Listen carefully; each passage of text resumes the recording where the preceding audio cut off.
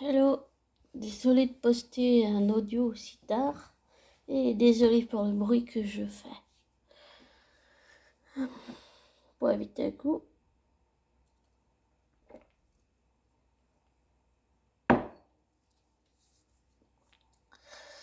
Alors, comment allez-vous?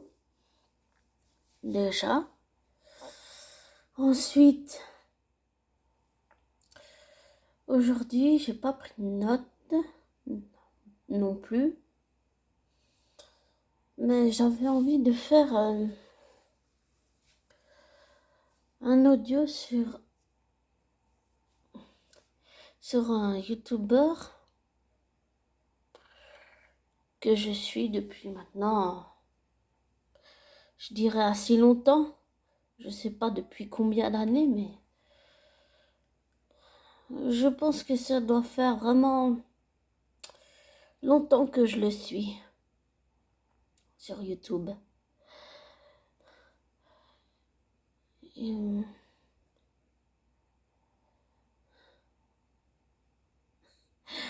s'appelle, si je me souviens bien, sa chaîne c'est Michel Rib. Et je suis pas toujours d'accord avec tout ce qu'il dit, mais j'ai envie de dire que là, tout ce qu'il a dit, ça me parle vraiment énormément beaucoup. Et je pense qu'il n'a pas tort. Et que oui, c'est dur, oui, c'est... Les choses telles qu'elles sont pas très jolies à voir, mais ça veut dire qu'on a, nous, l'humanité, j'allais dire, on a, comme lui, comme Michel, on a une chance de devenir la meilleure version de nous-mêmes. Et peut-être que c'est quelque chose que ces dirigeants et tous ces élites et compagnies que je n'aime pas d'ailleurs, pensent pouvoir manipuler, mais en réalité, ils nous manipulent pas. Ils croient qu'on est pris à leur piège, mais en réalité, non. Et même s'il y en a beaucoup qui ne le font pas, même si on va peut-être m'engueuler pour ça, même si je fais de ce vaccin à la noix, je pense, même en tant que diabétique à risque, je pense que ce vaccin c'est de la merde et que ça sert à rien. Ça ne marche pas. Je ne crois pas qu'il marche. Pour moi, le vaccin c'est un peu comme... on dirait que c'est un espèce de pouvoir que les gouvernements du monde entier, y compris la Suisse, utilisent pour régner avec et diviser avec la peur. Mais même si j'ai perdu 2 oncles en 2021, un en 2014, un en 2020, un en 2021, bon, le premier oncle c'était une maladie généralisée du sang, c'était bien avant le Covid. Mais mes 2 autres oncles qui sont décédés en 2020 et 2021, même s'ils sont décédés du virus, ce Covid à la noix là, eh bien je pense que les vaccins ne servent à rien. Ils ne marchent pas. Et même si je les fais, je ne crois pas qu'il marchera. Sincèrement, j'y crois pas du tout. C'est juste pour faire dépenser de l'argent et utiliser la peur contre les gens. J'ai pas vraiment grand chose à dire. C'est juste utiliser la peur contre les gens. Faire de la pression psychologique. Et je comprends dans tout ce que a dit Michel Ribes que c'est pas juste une histoire matérielle ou spirituelle. C'est pas qu'une guerre spirituelle, comme il l'a si bien dit, c'est aussi une guerre mentale, émotionnelle, psychologique. Elle n'est pas que spirituelle et énergétique, ou rationaliste, ou matérielle, ou irrationnelle, cette guerre. Elle est elle est aussi psychologique. Et je crois que sincèrement, Michel a un avantage sur Macron, c'est qu'il ne laisse pas, même si parfois, comme tout le monde, il a parfois la peur qui le prend par le cœur, il essaye, sans enfuir sa peur, mais en la laissant sortir, il essaye d'affronter sa peur. Et on peut pas la maîtriser, la peur. On peut juste essayer de la laisser sortir et, et essayer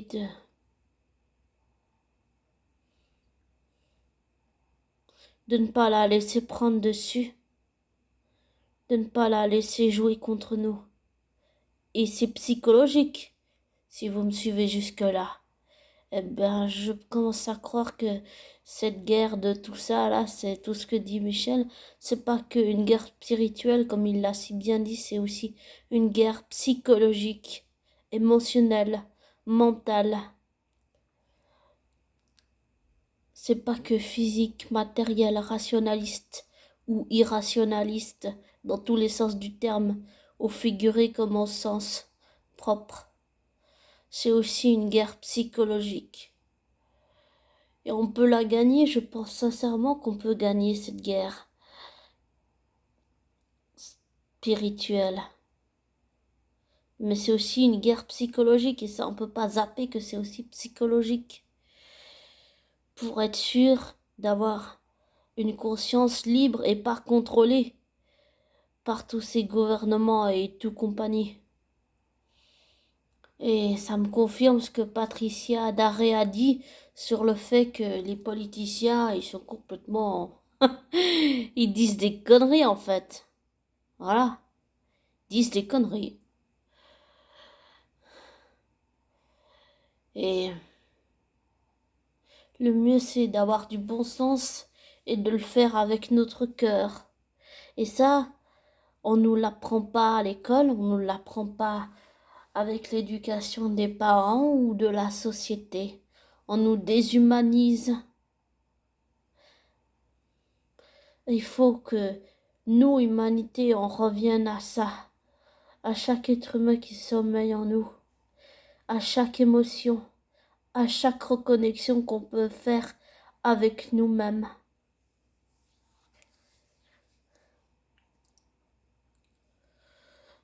À travers nous-mêmes physiquement, pas à travers les autres ou quelqu'un d'autre, mais à travers soi physiquement donc. Et psychologiquement, je pense que ça peut aider de se reconnecter vraiment à soi. Ça peut aider pour avoir, si on peut dire ça comme ça lumineusement, ça peut avoir un avantage psychologique parce que c'est aussi une guerre psychologique où c'est aussi qui est le plus fort psychologiquement. Je pense vraiment que juste Michel a oublié de dire que, enfin, je sais pas s'il a oublié, mais pour moi, on va dire que dans tout ce qu'il a dit, je comprends que c'est aussi psychologique. Peut-être que pour moi, il a un petit peu oublié ça, c'est que il faut pas oublier de souligner que c'est pas seulement, comme il a dit, spirituel, mais c'est psychologique aussi. Et, et j'espère qu'on ne se déshumanise pas et qu'on se rehumanise, qu'on revienne aux sources, qu'on revienne à qui nous sommes vraiment. Parce que qui nous sommes, sans être contrôlés, qui nous sommes vraiment. Et qu'est-ce que la vie? Et puisqu'on est créateur de pensée, pourquoi ne pas l'utiliser à bon escient et positivement, sans gommer les aspects négatifs, les inconvénients et désinconvénients. Il faut tout prendre dans sa globalité entière, physique, matérielle, irrationnelle, rationnelle, énergétique, vibratoire, spirituel, mental, psychologique. il faut prendre tout dans les sens du terme au propre, au figuré, il faut tout prendre dans sa globalité pour avoir un ensemble, une vue de l'ensemble. Je sais pas comment expliquer ça. Il faut voir tout dans sa globalité. On peut pas voir que d'un côté rationnel et psychologique. Il faut aussi voir l'aspect vibratoire, énergétique et tout le reste qui tout englobé ensemble. Sinon, ça marche pas. Et je pense que ça peut aider psychologiquement si on voit tout rationnellement et irrationnellement, si on énergétiquement, vibratoirement, émotionnellement, mentalement, psychologiquement, psychiquement, physiquement, rationnellement, irrationnellement, désolé, je me répète, si on voit tout dans sa globalité, que de voir que rationnel.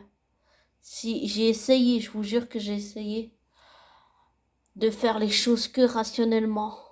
J'ai essayé et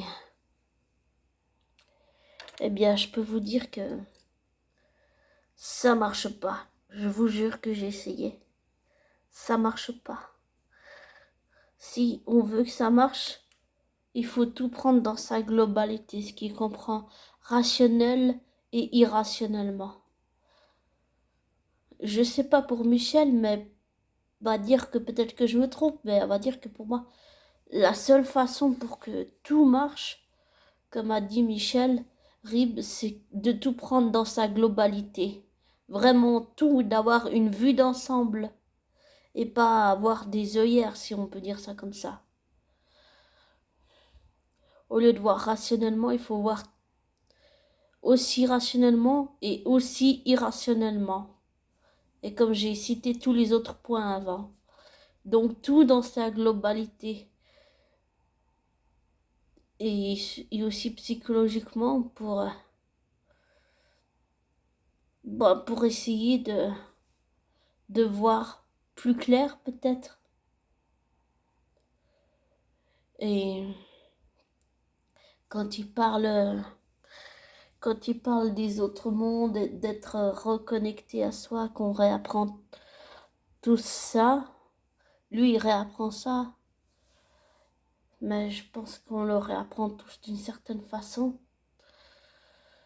Je pense que les séries qu'on nous propose à la télé, ce sont des univers parallèles qui existent. À d'autres univers, il y a beaucoup d'univers, beaucoup de multiverses, beaucoup de mondes parallèles qui existent. Il y a d'autres mondes, mais aussi plein d'autres qui existent, ou plein d'autres mondes qui ne sont pas comme notre Terre, plein d'autres terres qui existent, plein d'autres gens qui existent. Et je pense que Loki, bah, c'est un peu l'exemple que dans la vraie vie, il y a une version de moi, Sophie, sur une autre terre, une autre planète, qui existe, mais j'ai pas le même nom, j'ai pas le même prénom, la même vie. J'ai rien de tout ce que j'ai ici sur notre terre, j'ai rien de tout ça dans ces autres mondes, dans ces autres multivers. Et je crois aussi sincèrement que on peut remonter longtemps, qu'on peut faire toutes des choses comme ça, que tout existe. Oui, tout existe. C'est juste qu'on nous le cache, c'est tout. D'ailleurs, je vois pas pourquoi les gouvernements font ça, ce qui est un peu ridicule d'ailleurs. Enfin, selon moi, après, je peux peut-être me tromper. En disant que ça n'existe pas, mais que les extraterrestres n'existent pas, que les autres mondes n'existent pas, alors qu'ils savent très bien que ça existe. Je vois pas leur intérêt de cacher ça, alors que ils savent que l'humanité se réveille, que ils peuvent peut-être nous prendre comme des cons, mais ça nous endormira pas. ça nous endormira pas, ça ne fera qu'éveiller notre envie d'apprendre, parce qu'on croit tout savoir, mais en réalité on ne sait rien. Je crois tout savoir, mais je ne sais rien. Même à 30 ans, je ne sais rien. De la vie, je sais rien du monde. Je sais seulement de ma propre expérience tout ce que je vous dis.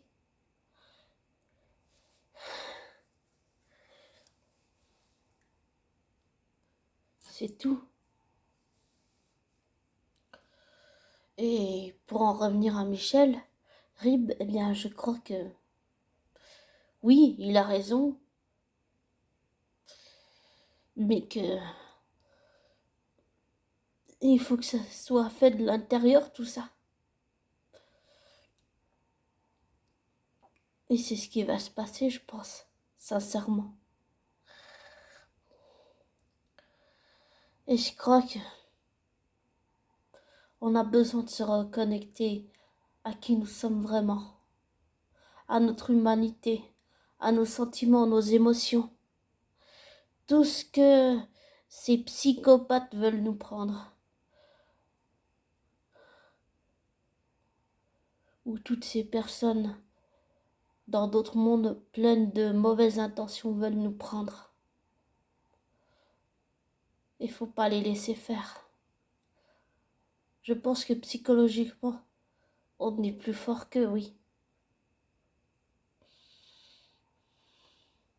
Il faut, comme a dit Michel, ça va être un travail de longue haleine.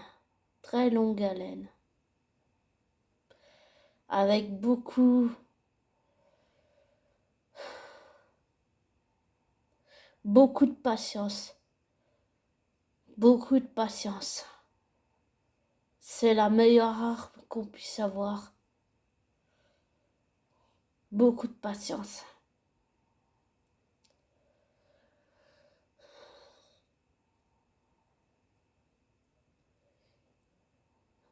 Et quand il parlait de liberté et tout, eh bien, je me suis inscrit à Amnesty International. Et pour vous donner un exemple, j'ai rencontré un jeune homme qui travaille à Amnesty International, qui était à Neuchâtel, en Suisse romande ce jour-là. Et bon, il voulait que je m'inscrive à Amnesty International, mais on a quand même pas mal discuté. Et ce qui nous a rapprochés, ce jeune homme et moi, c'est que lui aussi, il s'est fait agresser. Et puis, d'un coup, je me suis mis à penser à Lucas Dorable, à ce qu'il avait subi, à ces 2 agressions qu'il avait subies. Et comme mon père adoptif me dit toujours, ne porte pas le monde sur tes épaules, c'est ce que j'essaye de faire. Pas évident, bien sûr, mais j'essaye. Mais ce jour-là, j'avais envie de faire quelque chose. En fait, c'est le fait de penser à Lucas qui m'a fait prendre la décision que j'allais donner de l'argent pour Amnesty International, et il m'a expliqué qu'il y avait un... Bon, c'était au Chinois ou Japon, je confonds toujours les deux, mais enfin, dans un de ces 2 pays, il y avait, je crois, un Chinois, ouais, Chinois, qui a dit ce qu'il pensait, et le gouvernement l'a fait enfermer parce il a été en prison parce que il a dit ce qu'il pensait. Et justement, tout l'argent que les gens donnent servent à lutter contre les violences dans le monde. Et si on peut parler de violence et de privation de liberté, comme Michel en parle si bien, ben voilà un exemple vrai et concret. Cet homme a été en prison, ce Chinois a été en prison parce qu'il a dit ce qu'il pensait. Et tout l'argent a servi à payer les frais d'avocat et payer la libération de ce jeune homme, enfin de cette personne, cet homme chinois. Et, et je pense qu'à chacun, tous à notre niveau, on peut faire quelque chose. Voilà. Avec notre humanité et avec notre cœur. Et je dirais, pour moi, je sais pas pour Michel, que je respecte énormément, mais pour moi, ce qu'on veut nous faire, c'est nous déshumaniser, nous transformer dans des robots en machines qui n'ont ni sentiment ni émotion. Et ça, je refuse. Et je refuse aussi l'autre solution que la société nous propose, qui est de s'en vouloir à nous-mêmes. Ce n'est que de la culpabilité pour nous faire encore plus culpabiliser quand on a fait une connerie ou qu'on sait qu'on a dérapé ou qu'on sait qu'on n'aurait pas dû faire telle chose ou telle chose. C'est juste pour nous faire culpabiliser. Et ça nous cloue au sol. Comme des chaînes, vous voyez. Comme des chaînes en métal. Il faut se libérer de ces chaînes. Mais ça ne veut pas dire qu'il faut faire n'importe quoi ou faire dans l'illégalité. Je n'encourage pas ça du tout. Je dis simplement, j'essaie de faire attention dans ce que je dis. J'essaie juste de dire que la culpabilité, oui, on peut l'avoir, mais il faut l'utiliser à bon escient et pas à mauvais escient.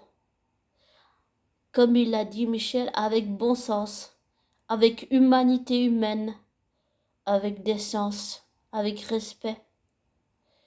Et plus que tout, avec notre humanité humaine et avec notre cœur.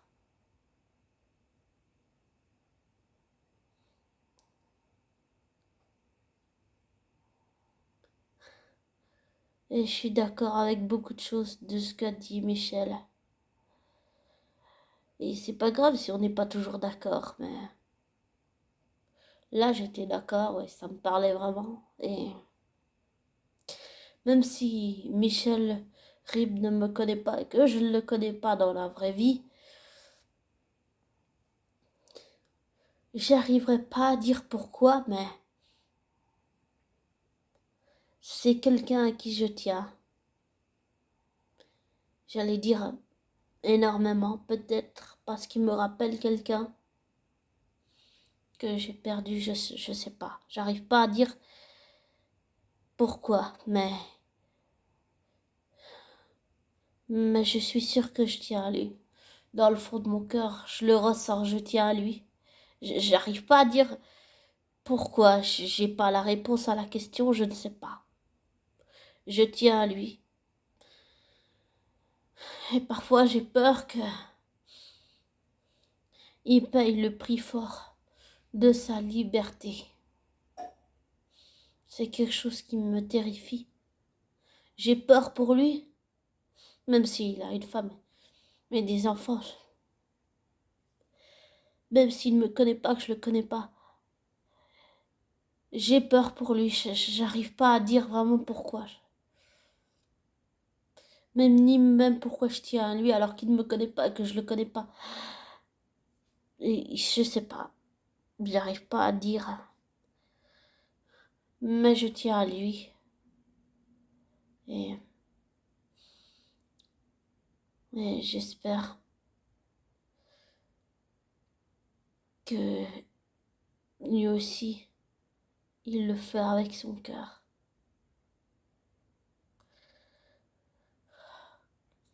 Parce que c'est important de le faire avec notre cœur. Et je crois que c'est une des choses dont certaines personnes gouvernementales veulent nous priver. Et je crois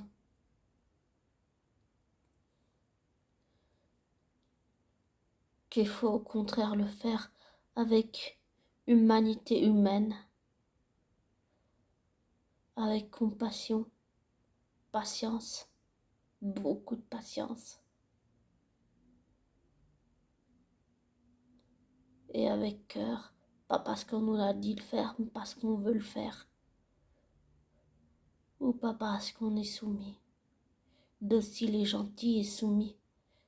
Du style, sois d'accord toujours avec ce que je dis, ne sois jamais en colère, dis oui à tout ce que je dis. C'est tout le contraire qu'il faut faire. Il faut le faire parce qu'on le veut, pas parce qu'on nous l'a ordonné. Et le faire avec humanité, humaine, et plus que tout au monde, avec notre cœur.